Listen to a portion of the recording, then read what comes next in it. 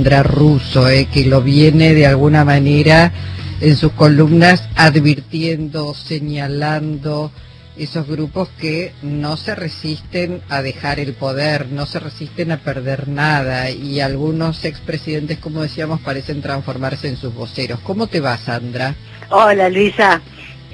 Sí, yo también me estaba acordando de que hace un tiempo venimos señalando eso, pero sinceramente nunca se me ocurriría que en este país se pudiera dar nuevamente un golpe al estilo tradicional, ¿no? Estamos hablando de ese tipo de advertencias, estamos pensando más bien, o por lo menos yo estoy pensando más bien en desestabilizaciones más bien institucionales, más parecidas a lo que llamamos golpes blandos. La verdad que en este momento le tengo más temor a la Corte Suprema que a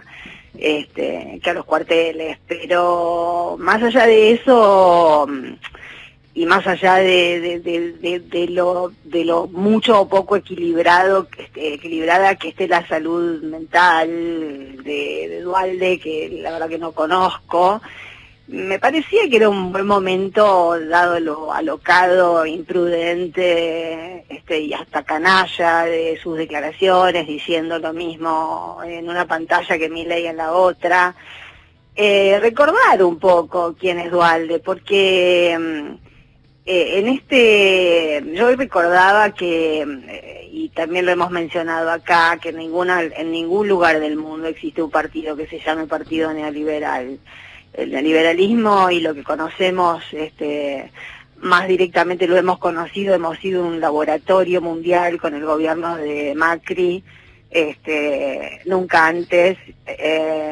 ni después tampoco hasta ahora, en ninguna parte hubo un gobierno con un CEO de una empresa transnacional en cada ministerio. Eso fue lo más parecido a un gobierno que tampoco confesó nunca que era neoliberal ni acepta llamarse neoliberal.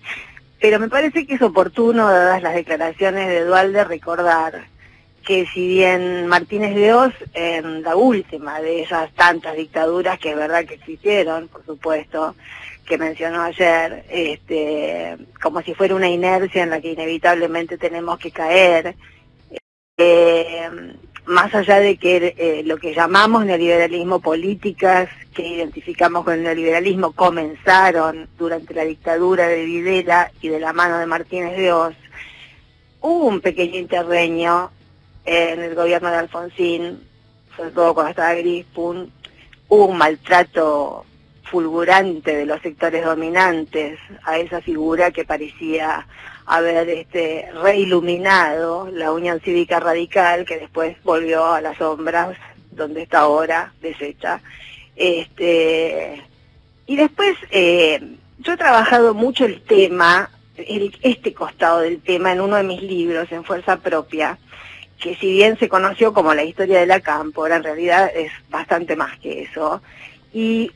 es un análisis del peronismo. Yo tomé el corte histórico de la interna Menem-Cafiero en el 89, en el 88, que permitió la candidatura de Menem Duhalde en el 89. Y yo quería volver a por lo menos comentar a ese Duhalde, al Duhalde que junto con Menem permitió que el peronismo fuera la primera fuerza popular argentina que se dejó infiltrar por el neoliberalismo. La primera ley de ese gobierno que integró Duhalde como vicepresidente fue la ley de reforma del Estado, y privatizaron todo. Cuando yo hice el libro, tuve muchas entrevistas con dirigentes peronistas, no de la cámpora, sino de más viejos, de generaciones anteriores, de los que habían sido jóvenes, precisamente los que habían integrado las JPs en la época en la que le hicieron de buena fe la campaña a Menem Duhalde, porque en aquella interna en Menem-Cafiero hubo un malentendido de estos sobre los que tenemos que tener cuidado siempre, entre la imagen y el contenido, ¿no? En aquella interna lo que se interpretó era que Cafiero era un abogado continuador de del establishment, y que Menem traía lo profano del peronismo,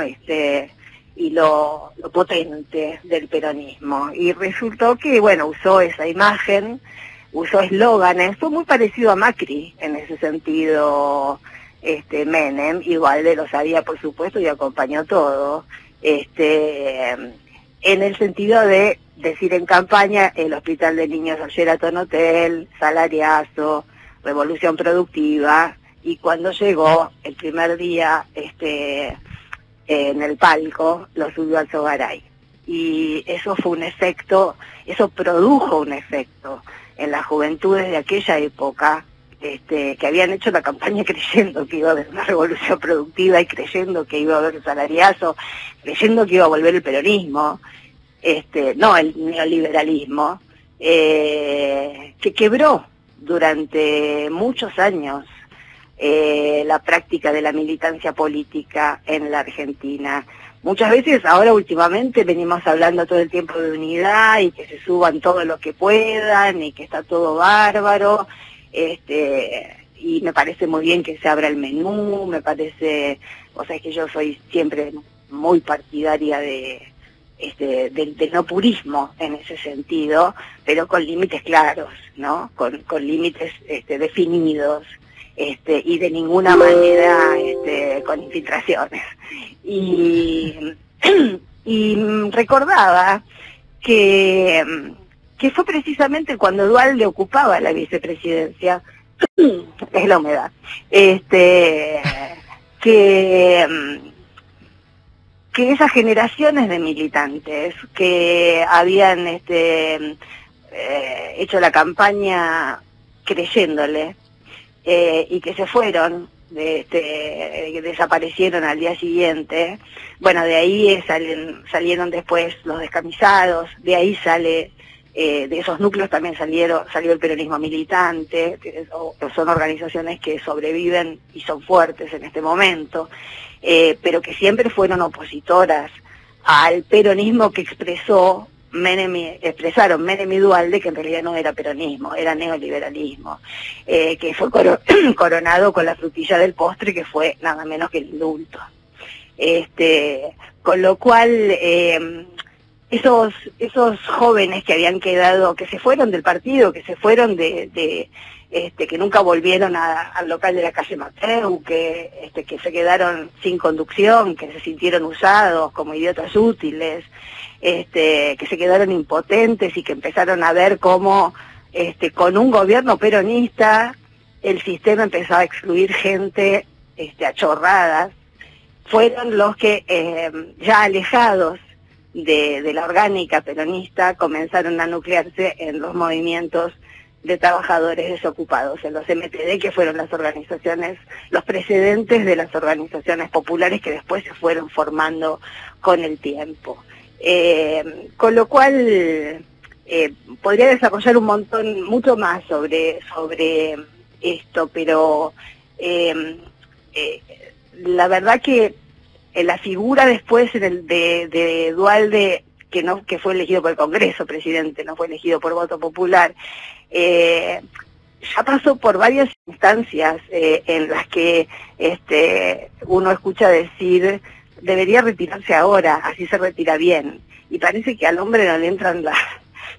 balines, no se retira nunca, y cada vez que abre la boca la empeora, y parece no querer resignarse a que los argentinos tengan un buen recuerdo de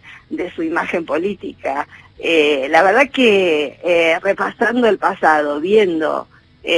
lo que hizo cuando gestionó como vicepresidente, y cómo acompañó la entrega del peronismo a los poderes fácticos, para mí eso fue una traición, así dicho directamente. Realmente me parece que volvemos siempre a la situación. Está bien, hoy lo estamos comentando porque ha sido fuerte, porque a todos nos espanta la idea del golpe militar, pero no nos tenemos que olvidar que Argentina ha sido el único país que ha tenido los juicios, y no por gente como Duhalde, ni por gente como Menem. sino por gente como Kirchner. Entonces, me parece que está bien hoy comentar esto porque forma parte de lo que es Duhalde y de lo que nunca se comenta o lo que no es lo que más frecuentemente se comenta, pero el tema es